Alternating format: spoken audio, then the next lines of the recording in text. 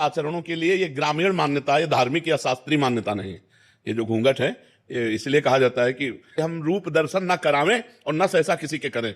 नारी की पवित्रता का बहुत बड़ा उसमें, अब आजकल तो ये सब देखने को नहीं मिलता, लेकिन गांवों में बूढ़ी माताएं अब भी इतना डालेंगी।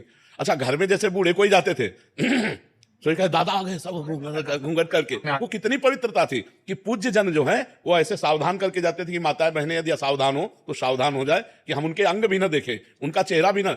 गांव में तो ऐसा होता था कि मरने के बाद जब परवाह करने जाते तब कहते थे यार तुम्हारी बहू को तो हमने आज देखा है, नहीं तो और देखो ये मर्यादा पुरुषोत्तम भगवान श्री राम के समय में भी था। जिस समय सीता जी के शीश फूल आदि जो है वो लक्ष्मण जी को दिखाए कि सीता जी के आभूषण है, किष्किंधा में जब सुग्रीव ने दिए कि विमान के ऊपर से सीता जी, तो उनका प्रभु यदि माता के चरणों के कोई आभूषण होते, देवर हैं कि माता के चरणों के आभूषण होते तो मैं बता सकता था।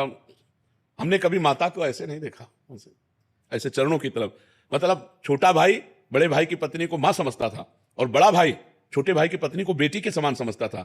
आज अब ऐसे राक्षस पैदा होते चले जा रहे कि अपने बच्चों के साथ ही दुष्कर्म करने के लिए तैयार हैं, फिर बहु बेटियां और सब। तो ये बड़ी पवित्रता का प्रतीक है। पहले तो ये कोई शास्त्रीय नहीं है, ये कोई शास्त्र में ऐसा आदेश नहीं है, ये ग्रामीण व्यवहार है। कुछ ग्रामीण व्यवहार ऐसे होते हैं जो कुल मान्यता हजारों वर्षों से चली आ रहे हैं। अब बड़ा समय खराब हो गया है और उसी का परिणाम भोगना पड़ रहा है। नहीं भोगना पड़ रहा है, फ्रेंड बॉयफ्रेंड, ये कहीं कोई मान्यता, कहीं कोई ऐसी। अरे गांव के बुजुर्ग ब्याह तय कराते थे और बाद में दूल्हा दुल्हन देखते थे कि ये हमारी दुल्हन है, हमारे दूल्हा है। नहीं तो इतना घूंघट काढ़े और बस घर में आके पता चलता था कि ये हमारी दुल्हन है। और आजकल तो मतलब लिव इन रिलेशन के बाद ब्याह होते हैं, नहीं होते? तो क्या मतलब पवित्रता रह गई? क्या पहले ब्याह करके आते थे तो दुल्हन दूल्हा नहीं मिलते थे, पूरे गांव के देवी देवता पूछते थे, बुजुर्ग और खवा पिया के सबके आशीर्वाद लेके फिर वो गृहस्थी धर्म में जाते थे।